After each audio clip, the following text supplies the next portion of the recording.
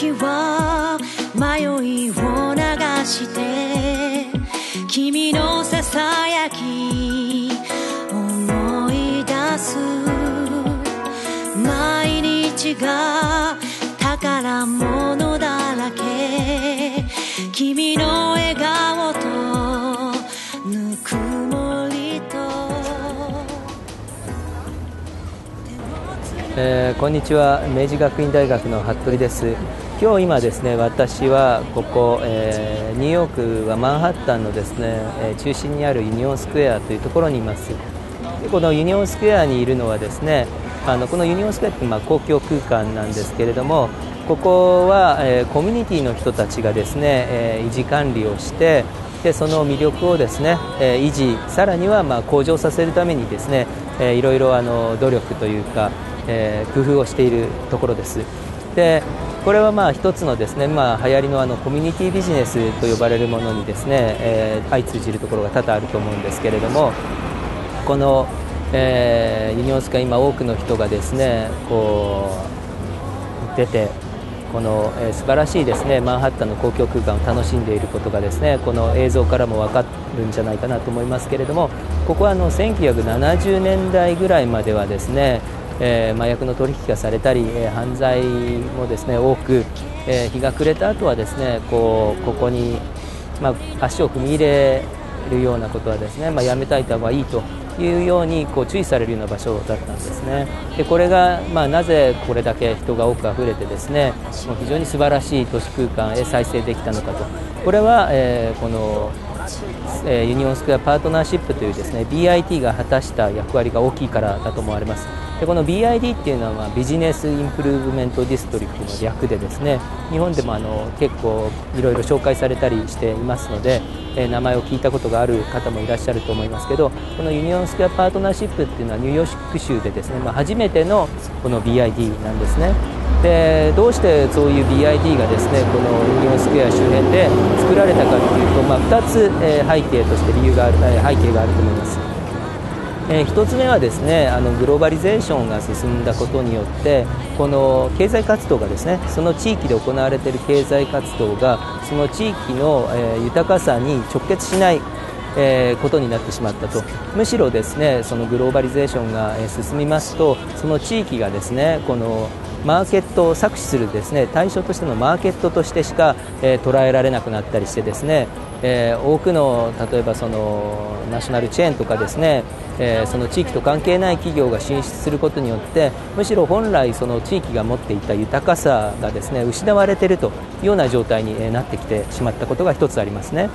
でそれらに対応するためにはですねこの今ここでユニオンスクエアで行われているのはファーマーズマーケットですけれども、地元の農家それから漁師の人たちにですねここで自分たちが作っているものを販売することでですね地域のこの消費者に豊かさを提供するというような仕組みを作ったりしました。でもう一点はですねこの行政の失敗っていう点が挙げられます。でこの1970年代にですねニューヨーク市は財政的にほぼ破綻しますね。でその結果ですね、こういう公共空間、こういう素晴らしい公共空間を維持管理する、人材もですね供給できなければ、お金もですね予算も全然ないというような状況になって、非常にそういう意味でこの公共空間が荒れ果てるようなことになったんですけど、そういうことでですね、役所にもう任せてられないということで、この周辺のコミュニティの人たちが立ち上がってですねこのコミュニティの精神的そして空間的なに中核にあるこのユニオンスクエアをですねしっかり維持管理してこの魅力を向上させようということで自ら立ち上がったわけです。で今日はですね、こういうその、ユニオンスクエアパートナーシップのですね、代表理事であるジェニファー・ファークさんにですね取材をお願いしたので、この、ユニオンスクエアをどのように再生できたのか、その BID のですね、概要とかですね、そのどういうふうにしたら地域が再生できるか、その知恵をですねお聞きしたいと思いますので、皆さんちょっとお楽しみください。Jennifer, thank you very much for taking time with us. Thank you so much for coming to Union Square. So first, can you explain about your organization? You know, what is your purpose? What is your organization purpose and mission? So the Union Square Partnership was founded by a group of individuals in the neighborhood. They came together in the 1970s. They felt that the park was falling into disrepair, that crime was at an all-time high, that the sanitation levels of the district were not good or at an adequate level. And so it really started out as a community project. People, residents, business owners in the neighborhood literally came together with their own hands and cleaned up the park, started neighborhood patrols, and then in around the mid-1980s, they determined that a more formal organization was needed, and then they founded the first business improvement district in the city of New York, the Union Square Partnership. We've had many names over the years, but the idea being that if a neighborhood is very clean, if a neighborhood feels safe and welcoming, it's going to drive not only tourists to the neighborhood, but other types of economic activity, will increase people's likeliness of coming to live in the district. And so our role, it really falls under the heading of anything to make Union Square a better place and make it more successful, to attract more visitors, residents, and employers to the neighborhood. Okay. So why did you have problem in 1970s? The city as a whole was suffering from a financial crisis. Financial crisis, and taxes were, the tax base had dropped. There was a mass fleeing of businesses from the city. Crime was at an all-time high. There was just a myriad of problems facing the city of New York, and many of those problems affected Union Square. The name of the park back then that was given to it was Needle Park. It was not uncommon to find an enormous amount of unlawful activity, drug addicts, in the park. And so this neighborhood organization that came together really wanted to address the problems that were plaguing their home community and wanted to come up with a solution. And it worked out that as the organization solidified itself and became more prominent in the neighborhood, the city also started back on an upswing and things got better. Okay. So what do you actually do, the organization? So we have staff in the district 7 days a week. The core 7 days a week. 7 days a week. The core of our district is sanitation services. So from 5 o'clock in the morning until midnight every day, we have a team of about 25 individuals who street sweep, paint graffiti over, repaint street furniture, fix minor things in the area that need to be fixed. They also report things that are larger that need to be fixed to our partners at city agencies. And the idea being that we want this to be a very clean and inviting neighborhood.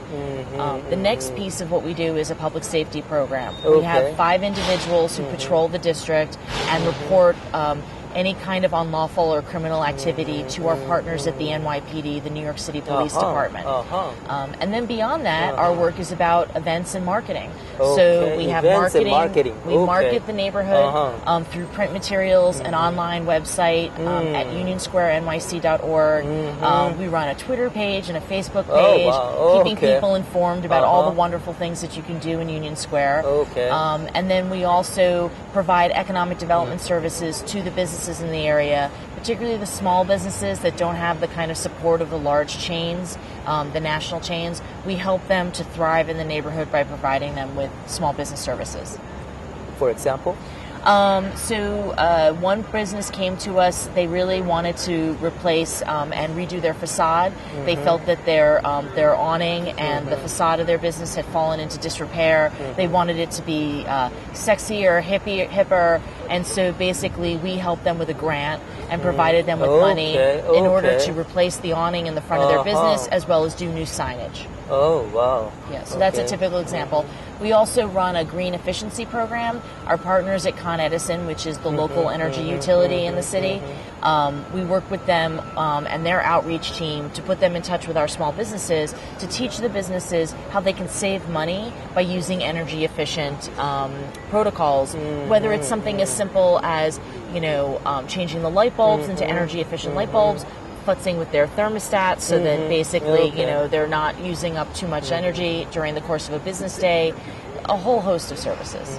What is your relation? I mean, I see all these markets going on here. Right. Can you explain what is these activities involved in your organization? So Union Square Park is home to the first and largest green market in the city of New York. So this is a green market? It's a green market. Okay. So all the participants are farmers from the local area, the New York region. They come from mostly upstate where they truck their produce in every day. Every day. And they sell Mondays, Wednesdays, Fridays, and Saturdays. The organization was formed in 1976. It is our our biggest attractor to the neighborhood. So our relationship, in addition to providing some support services like sanitation services, is that we market the green market to the public to let them know that this is a great amenity, a great attraction for people to come. And we do surveys every year that we find that the number one reason why people travel to the Union Square area is to shop in our green market. Okay.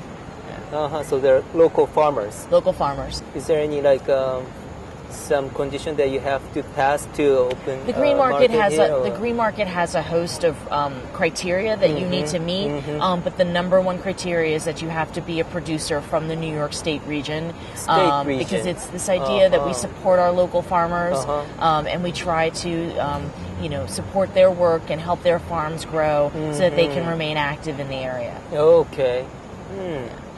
Very interesting. I didn't know you have so much farmers around New York.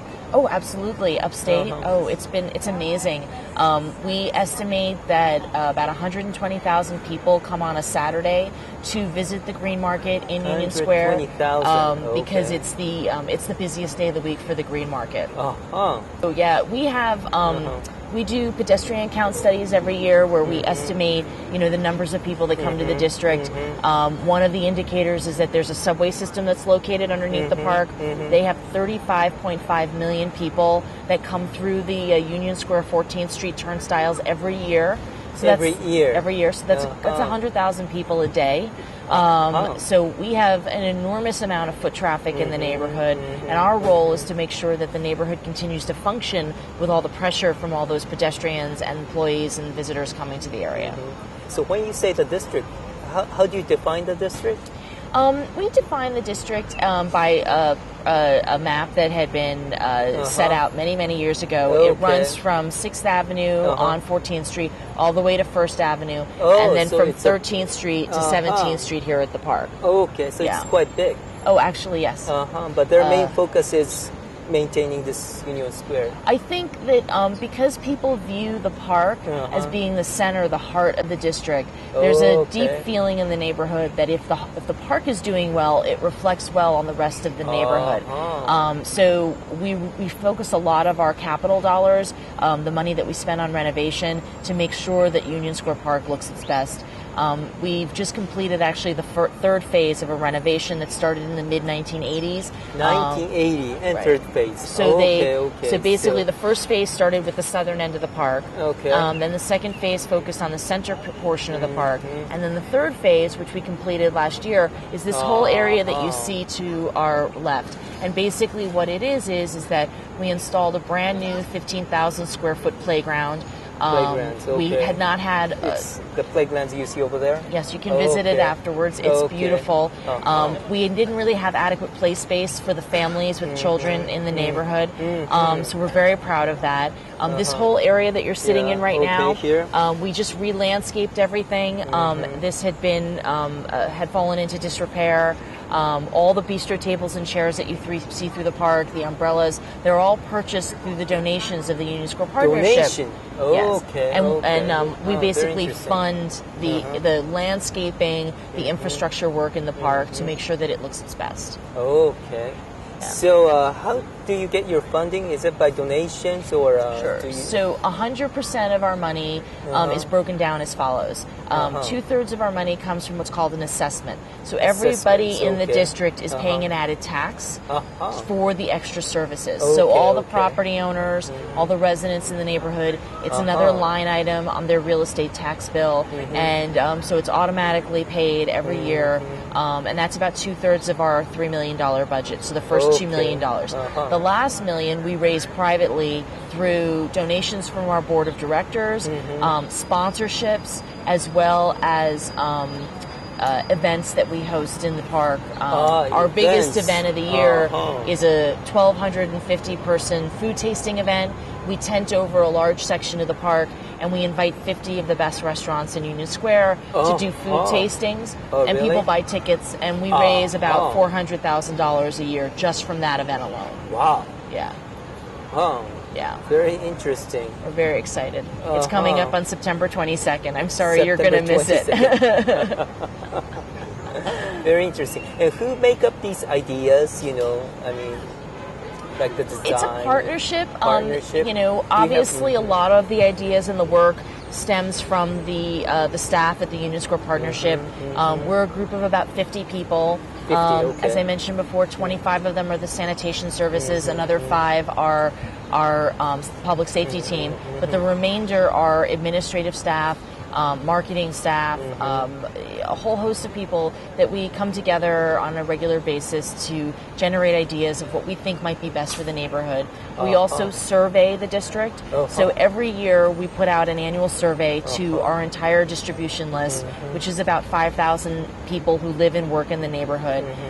The average response is about 350 respondents, and we get a sense from them about what it is, how do they like the services we already provide, and we always get high marks for how we're doing, and then we say, we know we could do a little bit better. What would you like to see us work on in the coming year? And a lot of these ideas, particularly like the seating area we're sitting in right now, this came directly out of that survey response because people said, we love the park, it's always full, we need more seating, we need more places to come and enjoy the park.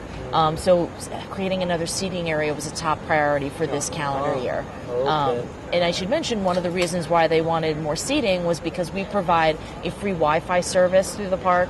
So to log onto the internet on your laptops or your PDAs, the Union Square Partnership provides that service for free to attract more people to the area. Okay, very interesting. Is there any maybe some problems associated with it? Sure. Well, New York is a very large place with a diverse number of opinions, so you're never going to make everyone happy. Our goal is to try to make as many people as possible happy. If I were to focus on one complaint we hear a lot about, there are what I'll call preservationists who don't like the idea of corporate money-making events taking place in the park because they feel that the park should be funded by the city, that's what our tax dollars go for, and that the private entities in the area shouldn't have to have the added tax burden of paying for these extra services.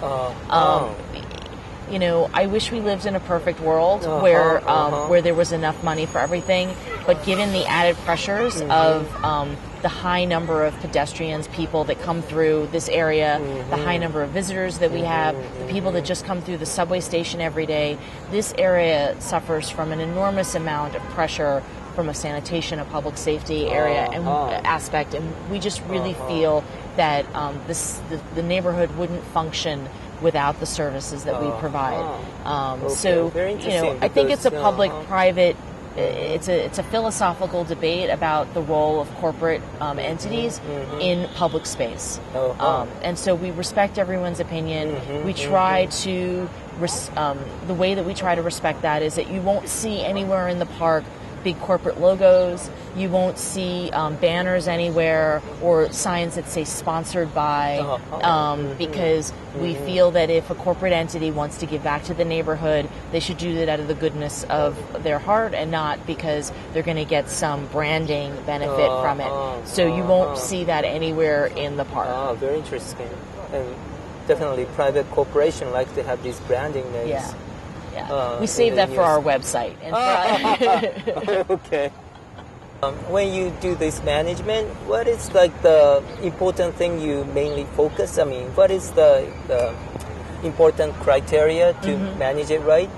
Manage it correctly? First and foremost, the level of sanitation in the neighborhood, how clean the neighborhood is. The city tracks that. They send around a team of people on a regular basis to determine how well we're doing and if we're providing our services adequately. So we've been very fortunate that our sanitation levels have always been in the 97 to 100 percentile. So we've always received very high marks. Well, I mean, it seems to be very beautiful and here. we're very proud of that. I think second, it's when we do these community opinion surveys and we hear back from our residents and our employees who live and work in the neighborhood that they feel that the neighborhood is a welcoming place, that it's safe, that this is their number one place to socialize, that they love we have a very strong restaurant community. Union Square is often referred to as the best tasting neighborhood in New York. We have a very diverse array of food offerings. So we feel that if people are coming here, if they're attracted to our restaurants, our theaters, our bookstores, all of our places for public events, then we're doing a good job in helping to promote the neighborhood and keep it an attractive place to come visit. Okay. Yeah. Okay. The landowners who has this property in the proximity of the closer to the Union Square Park, do they have to pay more, or it's more like equal? Every business improvement district in the city has their own formula for how they figure this out.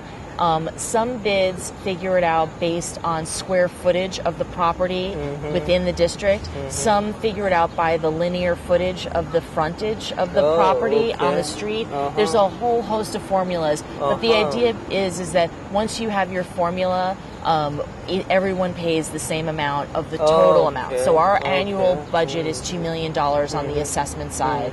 And based on the square footage of the properties in the neighborhood, each building pays a percentage of that $2 million. So a larger building obviously will pay more than a smaller building. Okay. So the fact that you're closer or farther away from the park does not make any difference. Oh, okay. Yeah. Oh, very interesting. Is there any landowners or property owners that doesn't want to join this? Many years ago when the organization was formed, it was the property owners in the neighborhood who came together and requested that the city, a BID is formed through city legislation. Okay. So you have to request that the legislation be drafted. There's a whole public approval process that goes on. They make outreach to all the members in the district. They make sure that they've bought into the idea. They hold hearings at the city council level. Then the mayor has to sign the idea of the legislation to create the BID into law. And then you can move forward with actually implementing services. So back in the mid-1980s, when this organization was formed, all that process, the public outreach process took place. And bids, for the most part, are seen as formal parts of the city fabric. So when you're a property owner in the city, they understand what a bid is. They know that in the higher density commercial areas, there's most likely going to be a bid that's servicing the neighborhood, and they understand that they're going to have to pay into the assessment. Okay. So how many BID there are in New York, city of New York? I think I've lost track, but I'm pretty sure it's close to 64, 65. 64, 65, and this is the first one. Yep. Your organization was the first one. It was the first one in New York City. And it was formed in the early 1980s, and we began providing services sometime in 83, 84. So this was kind of like the model for the other BID in New York City. Yes. And some of them have really perfected the model, and we're very proud that many of them have gone on to do incredible things far and above what we've even been able to achieve here in Union Square. If you go to places like Bryant Park, that was a decrepit, forlorn park back in the 1970s. It's been completely rehabilitated. It's run by a wonderful organization called the Bryant Park Restoration Group. They have done a wonderful job. So what is your future vision of Union Square? Our work in Union Square is never done. Never done. The latest thing that we've done is the Department of Transportation has been unveiling a public plaza program that you might have heard about. They've been starting down the northern section of Broadway and slowly closing off pieces of Broadway from traffic and making it a pedestrian plaza. So if you take a moment and you go north of the park, you'll see that we have these new public seating areas that were created. We've also got a public art installation with a monument to Andy Warhol. The idea being that we continue to look for opportunities to create more public space, more inviting areas, because despite the perception that this is a car city, really the way you get around New York is through public transportation and walking. And, and so this is a walking city. And so really the idea of reclaiming the streets, trying to create, there's a big push to create more bike lanes, so that more biking in the area, in the city. So New York is really on the cutting edge of a lot of amazing things that are having a wonderful impact on the public realm. And they're really taking our work in the public space domain to a whole nother level. Yes. And also the Broadway. Yes. So do you think this pedestrianization of Broadway has some influence toward with we've just surveyed we've surveyed all the businesses around the new pedestrian plazas. They've been in existence for about a year, so we thought this was a good time to go back. We surveyed 50 of the businesses in the area. They over 75% said that it either had a net positive impact, driving more people into their businesses, or it had no impact at all, which was amazing because the perception leading up to the implementation from the community was that this was going to be a terrible thing, that it was going to hurt businesses. And so more than 75% of our businesses say this is a good thing. It either didn't impact or drove more people into the neighborhood. So, yeah. はい、それではですね、もう今日は本当にいろいろジェニファー・パークさんの方にお話を聞かさせていただきました。ユニオンスクエアというですね、パブリックスペースをこの BID がですね管理することによって非常にこの魅力を向上することに貢献した、寄与したということが分かりました。いろいろ細かいようなお話もですね聞かさせていただいて、今日は大変勉強になりました。どうもジェニファーさんありがとうございます。Thank you very much. Thank you. Thank you very much. Thank you. 手をつないで眺める虹は今より近くにある。何気ない言葉さえ私の色が一つになる。